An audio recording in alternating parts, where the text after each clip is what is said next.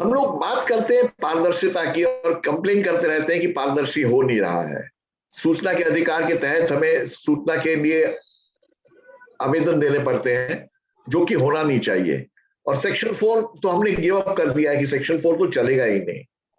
मैं आपसे ये नम्रता से निवेदन करता हूं कि अगर हम चाहें तो कानून में वो ताकत है कि सेक्शन 4 एक्चुअली इफेक्टिव हो सकता है। What I call designing transparency and using Commission's powers under sections 18 and 19. लोग कहते हैं कि कमीशन के पास पावर नहीं है, मैं कहता हूं कमीशन के पास पावर है, जनता के पास पावर है इसको अमल करवाने का। और हम देख लें ये सेक्शन 4 का 41A, जिसको मैं इंप्लीमेंटेशन में डिजाइन कहता हूं। आज हमारे पेपर फाइल्स पे सब कुछ चलता है, इसको हम बंद कर दें। सही मानिए कम से कम भारत देश में 30 से 40 लाख पेड़ बच जाएंगे हर साल अगर हम पेपरलेस कर दें तो ऑफिसेस को। और ये कानून ने कहा था to be computerized are within a reasonable time and subject to availability of resources, computerized and connected through a network all over the country on different systems, so that access to such records is facilitated. आज 16 साल हो गए कानून पास किए। जहां तक मैं जानता हूं कंप्यूटर्स गांव-गांव है। एटलीस्ट महाराष्ट्र में हर पंचायत के दफ्तर में एक कंप्यूटर है, इंटरनेट कनेक्टिविटी है और एक बंदा एम्प्लॉय किया जाता है कंप्यूटर चलाने के लिए। मगर पेपर फाइल्स होने की वजह से और पेपर फाइल्स पे काम होने की वजह से बहुत सारा गड़बड़ होता है, ट्रांसपेरेंसी नहीं होती है। अगर ये पेपर फाइल्स के बजाय इलेक्ट्रॉनिक फाइल्स ही हो, कंप्यूटर पे लेटर बनाया, उसको इलेक्ट्रॉनिकली ट्रांसमिट किया ईमेल के जरिए और वही फाइल चलती रही ईमेल के जरिए, तो बहुत फर्क पड़ जाएगा। और हर शाम को ये डिफॉल्ट मोड हो सकता है कि जो भी काम हुआ दफ्तर में वो इंटरनेट पे जाए और अपडेट कर ले। उदाहरण के तौर पे बताता हूं, समझ लीजिए एक आरटीआई का आवेदन दिया आपने, अभी वो एक रजिस्टर में एंटर करता है, पेपर रजिस्टर में कितने आरटीआई आए वो नंबर गिनता है और कहता है इतने आरटीआई आए, और हर आरटीआई का उसको अलग अलग करना पड़ता है। उसके बजाय अगर डायरेक्ट कंप्यूटर पे ही डेटाबेस एंटर हो जाए कि ये आरटीआई आई, इसका स्कैन इमेज ये है, या अगर सॉफ्ट कॉपी में आई तो सॉफ्ट कॉपी डायरेक्टली डाउनलोड कर ले, और जवाब भी कंप्यूटर पे ही वो करके उसको प्रिंट आउट अगर चाहे तो एप्लीकेंट को अगर प्रिंट आउट की जरूरत है तो प्रिंट आउट भेजे, एप्लीकेंट को जरूरत नहीं है तो सॉफ्ट कॉपी भेजिए, और वही सॉफ्ट कॉपी की फाइल चले और हर शाम को वो अपडेट होता जाए। तो जैसे यहाँ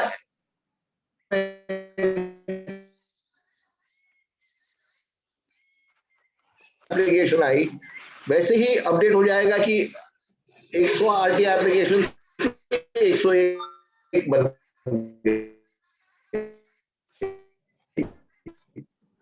कंप्यूटर पे हो सकता है। अगर एक पानी का कनेक्शन दिया तो एक कंप्लेंट आई तो वो वहां पे गई और वो कंप्लेंट का निराकरण हुआ तो वो भी कंप्यूटर पे आया, इंटरनेट पे आप सब देख सकते हैं। अभी स्पेसिफिक आता हूं कि कैसे इसको अमल किया जा सकता है। मेरा ये जरा केयरफुल देखिएगा, अंग्रेजी में है और ये प्रेजेंटेशन शिवानंद जी सबके साथ शेयर करेंगे जो पार्टिसिपेट कर रहे हैं उनके साथ। 18(1)(f) क्या कहता है? Subject to the provisions of this act, it shall be the duty of the Central Information Commission or State Information Commission, as the case may be, to receive and inquire into a complaint from any person. F कहता है in respect of any other matter relating to requesting or obtaining access to such records under this act. मेरे हिसाब से, और ये मैं काफी अमल किए हैं ऐसे orders, complaint under section 18(1)(f) इस प्रकार की कुछ हो सकती है। There are many welfare, ये पर्टिकुलर वेलफेयर स्कीम्स के लिए है, मगर और भी चीजों के लिए यही फॉर्मेट यूज हो सकता है। It has been found that the awareness about these eligibility criteria or how to avail these are not available with the intended beneficiaries. I am requesting the Commission to consider issuing a directive to all government and institutions of self-governance to give details of the welfare schemes in the attached formats. Format भी आप दे सकते हैं। It would be very useful if the status of application is made available in the format given below. The complaint is being made under section 18(1)(f). इस तरह की आप complaint में आयोग को, और आयोग अगर चाहे तो ऑर्डर निकाल सकते हैं इसके सामने। सेक्शन 19 में सपोजिंग आप सेकेंड अपील में पहुंचे आयोग में, in its decision the Central Information Commission or State Information Commission as the case may be has the power to 3 पे चले जाते हैं 1983 by publishing certain information or categories of information. ये ऑर्डर सेकेंड अपील में commission दे सकता है, उसको authority है ही इस तरह के ऑर्डर देने की, पब्लिशिंग सर्टेन इंफॉर्मेशन और कैटेगरीज ऑफ इंफॉर्मेशन, और वो फॉर्मेट भी दे सकते हैं और कह सकते हैं कि इस तरह से इसको आप दीजिए। अब ये मैंने करीब ऐसे 137 या 35 ऑर्डर्स निकाले थे इस तरह के, और इसका मैं आपको थोड़ा सा ब्यौरा देता हूं। ये ऑर्डर दिया था फूड कमिश्नर को आफ्टर कंसल्टेशन, और नॉर्मली ऐसे ऑर्डर्स निकालने के टाइम पे मैं वो डिपार्टमेंट के अफसरों को बुला के उनसे सलाह ले लेता था कि क्या आपको भी कन्वीनियंट होगा, क्या आप कर सकेंगे, कोई तकलीफ है किसी चीज में, तो उसको हम अकोमोडेट करते थे। After consultation the food commissioner as well as others present, the commission directs that the following information should be displayed at every circle office of the department. Copy of all ration cards with photographs of individual card holders, all citizens, पूरी list दी है, और इसका अमल हुआ था, ये हमने देखा था। डायरेक्टरेट ऑफ एजुकेशन को, ये आरटी के पहले का टाइम था, PI was directed to ensure that all public schools will display entitlements of students, welfare schemes applicable to them, and the dates by which these have to be provided. Last date by which student diaries have to be given to the student. Information about education officer and deputy director of education of the district. क्योंकि पता नहीं होता, अगर कुछ गड़बड़ होती है तो किसको अप्रोच करना ही पता नहीं रहता, स्टूडेंट्स को या पेरेंट्स को। Information should be displayed at prominent place in the school premises in both Hindi and English. ये देखिए, ये बोर्ड गवर्नमेंट स्कूल्स में सब जगह लगाए थे, और इसको एनफोर्स करने को मैंने एक काम किया था। मैंने 2 जनों की टीम बनाई अपनी गाड़ी में, उनको भेजा 10 स्कूल्स का जाके ब्यौरा लेने को, इंस्पेक्शन करने को। 2 स्कूल्स में ऐसे बोर्ड नहीं थे, तो उन प्रिंसिपल्स को पेनल्टी लगाई गई। और फिर सब स्कूलों में, दिल्ली में जब मैं था कमिश्नर, सब स्कूल्स में ऐसे बोर्ड लगते थे। दूसरा एक था admission under EWS quota. The commission directed the director of education to ensure by 25th January that private schools receiving grant and aid from the government will put up notice boards in school premises by highlighting total number of seats in all classes, total vacancies in all classes, total seats under EWS quota, total applications received, date by which EWS applications received will be, and date by which admission will be given. Information needs to be updated once every week and be put in both English and Hindi. वैसे ही food supplies and consumer, और ये देखिए, ये internet पे ये information आ गई थी, ये हम इंश्योर करते थे। और एक बंदे को हफ्ते में 4 घंटा सिर्फ वेबसाइट को लगा देते थे कि भाई वो जो ऑर्डर दिया है वो फुलफिल हुआ या नहीं। किसी ने नहीं फुलफिल किया, किसी ने नहीं अपडेट किया, तो उसको वार्निंग दी जाती थी, और ये होता था। Food supplies and consumer affairs department, उनको कहा गया कि हर राशन शॉप पे इस तरह की इंफॉर्मेशन डिस्प्ले करनी चाहिए, और इस तरह की इंफॉर्मेशन वही टेक्निक अडॉप्ट की। मैं खुद गया कार में एक संडे को, 4-6 राशन शॉप देखा, एक राशन शॉप में मिला कि ऐसा बोर्ड नहीं था, तो उनको डिपार्टमेंट को बोल के पेनल्टी लगवाई, और उनको कहा गया कि अगली बार अगर ऐसा बोर्ड नहीं पाया गया आपके उधर, तो आपका लाइसेंस सस्पेंड कर दिया जाएगा।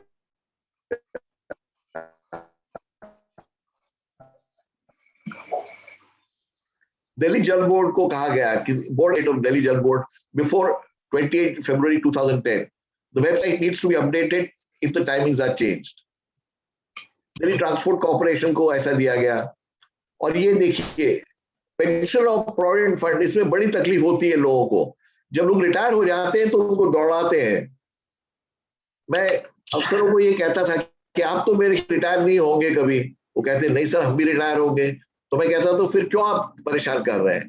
तो ये इंफॉर्मेशन भी, names of those who apply for pension and provident fund और कब अप्लाई किया, वो वेबसाइट पर लगाया गया है। Register of Cooperative Societies को following information has to be put on the website before 30th November 2009. Names of all societies under the control. हाँ जी, कुछ कह रहे हैं आप शिवानंद जी? शिवानंद जी आप कुछ कह रहे हैं? नहीं सर, नहीं बिल्कुल हम कुछ नहीं कर रहे। Okay. Details of the registration, date by which annual returns are to be submitted by the societies. ये देखिए आरसीएस की वेबसाइट, और यहाँ पे इंफॉर्मेशन डाल, ये मुमकिन है, पावर है कमीशन में, कमीशन ऑर्डर्स इशू करता है। दूसरा भी एक चीज देखा है मैंने कि मेरे और ऑर्डर्स कभी कभी चैलेंज होते थे कोर्ट्स में, शायद 20,000 में से 201 ऑर्डर्स चैलेंज हुए होंगे। कुछ ऑर्डर्स कोर्ट्स ने एक्सेप्ट किए, कुछ नहीं एक्सेप्ट किया, वो अपनी बात है। बट सेक्शन 4 के लिए इस तरह की कोई भी ऑर्डर चैलेंज नहीं हुए कोर्ट में, और बुरा लगता है उनको भी चैलेंज करने को, और कोर्ट को भी ऐसा आदेश देने को बुरा लगता है कि नहीं भाई ये आप इंफॉर्मेशन मत दो। तो ये बड़ा इजीली हो सकता है, और अगर थोड़ा सा आर्म ट्विस्टिंग किया, मना करते थे हम नहीं देंगे इंफॉर्मेशन, ऐसे हम बोर्ड नहीं लगाएंगे, तो थोड़ी सी उनको चिमकी दे दी, थोड़ा सा धमकी दे दी, तो हो जाता था काम।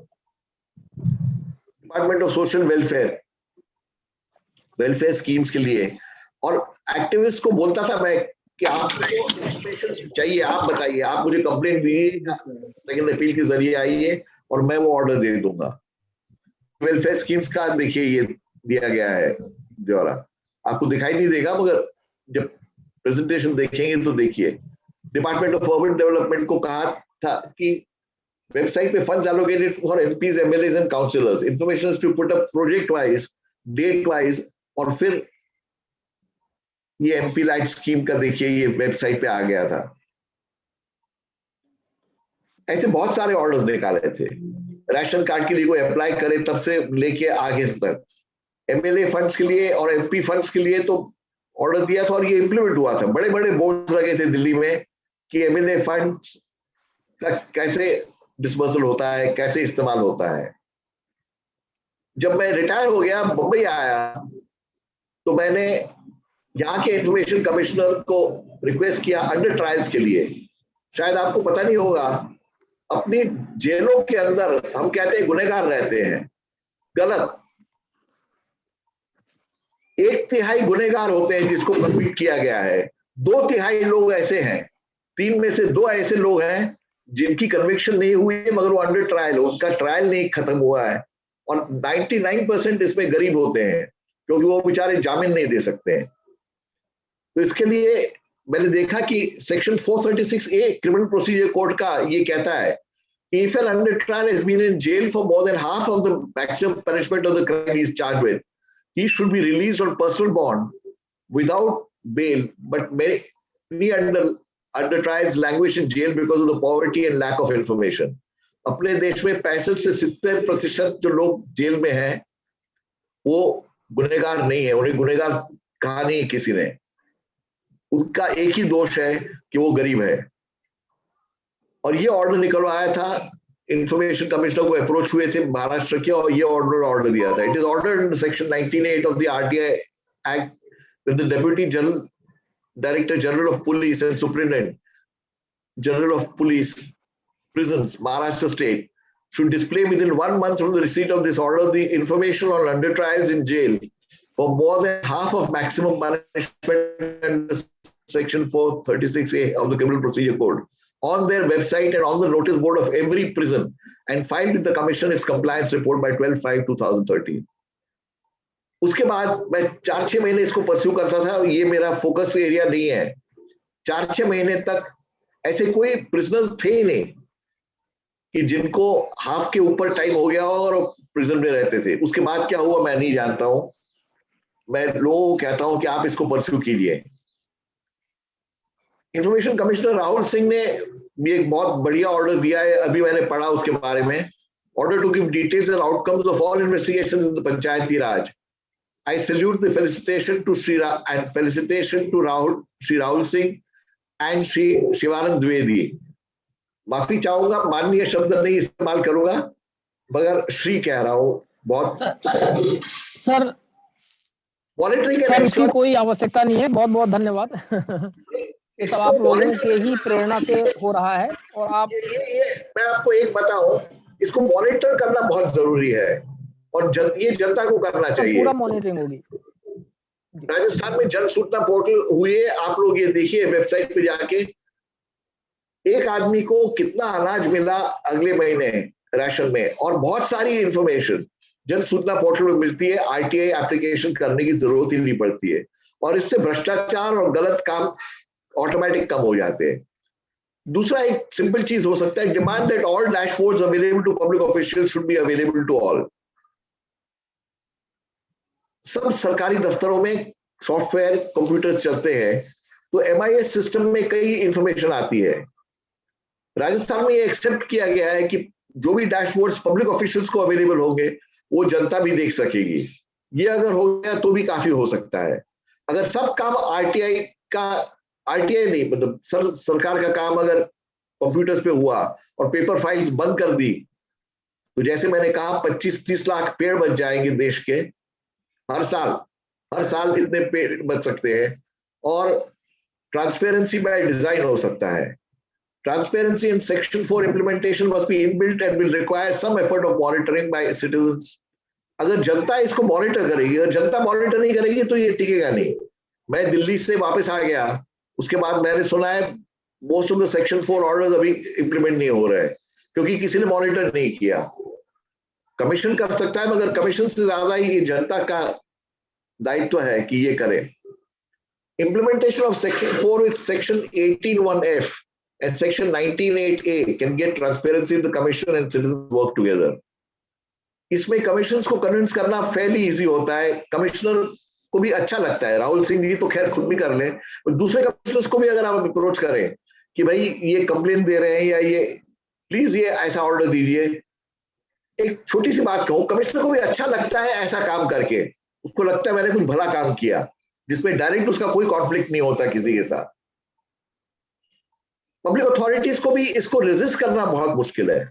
एक ही उदाहरण दूंगा इसका। म्युनिसिपल कमिश्नर ऑफ दिल्ली जो थे, मैंने उन्हें कुछ आदेश दिए थे डिस्प्ले करने को सेक्शन 4 के तहत, तो फिर मैं उनसे कहा, मैंने कहा ये आपको 3 महीने के अंदर इंप्लीमेंट करना है। तो वो भी अपने आप को 30 मार खा समझते थे, बोले सर वी विल ट्राई, हम कोशिश करेंगे। मैंने कहा कोशिश नहीं, आपको ये करना होगा। हाँ सर हम कोशिश करेंगे। मैंने उन्हें कहा कि अगर आप इसका अमल नहीं करेंगे तो मैं जो भी ऐसी सूचना मांगने आएगा म्युनिसिपल कॉर्पोरेशन में, मेरे पास अपील में आएगा, मैं उसको 1000 रुपए का कॉम्पेंसेशन ऑर्डर करूंगा और ये बात मैं सबको बता दूंगा। कमिश्नर बोला सर आप ऐसा नहीं कर सकते। मैंने कहा मैं ऐसा ही करूंगा, और उसके बाद वो म्युनिसिपल कमिश्नर ने वो इम्प्लीमेंट किया। कोई व्हाइट बोर्ड इस्तेमाल कर रहा है गलत तरह से, कृपा बंद करें। एक रिक्वेस्ट है सबको, वर्चुअल हियरिंग के लिए पहली अपील या अधिकारी या कमीशन के लिए खुद मत जाइए। कोरोना का काल है, कोरोना काल बंद भी हो जाए तो यदि आरटीआई एप्लीकेंट्स और गवर्नमेंट ऑफिसर्स अपने अपने दफ्तर या घर से अगर अपीयर हो तो बहुत इजी हो जाएगा। व्हाट्सएप बहुत लोग कर सकते हैं। इसके लिए देश भर में हमें प्रेशर डालना चाहिए। ये करने की जिम्मेदारी किसकी? आपकी, और कोई नहीं करेगा इसको। कमिश्नर्स राहुल सिंह जी जैसे कर सकते हैं बट सब नहीं करेंगे। मगर यदि आप थोड़ी सी मेहनत करेंगे, जो इंफॉर्मेशन आप चाहिए वो डिस्प्ले हो सकती है, और वो फिर कमीशन का ऑर्डर इंप्लीमेंट हो रहा है नहीं, उसका थोड़ा सा आप परस्यू कर ले तो बहुत फर्क पड़ सकता है। हम लोग कहते हैं मेरा भारत महान, मगर मानते नहीं है। इसलिए मैं कहता हूं मेरा भारत महान नहीं है, पर ये दोष मेरा है। मैं इस देश का नागरिक, मेरी जिम्मेवारी है। मैं इस देश का शहंशाह बादशाह बेगम हूं, मेरी जिम्मेवारी है। और अगर हम सब ने ये जिम्मेवारी निभाई तो मेरे ख्याल से हम सेक्शन 4 का इम्प्लीमेंटेशन बहुत बेहतरीन तरह से कर सकते हैं। कानून में ये प्रावधान है। धन्यवाद।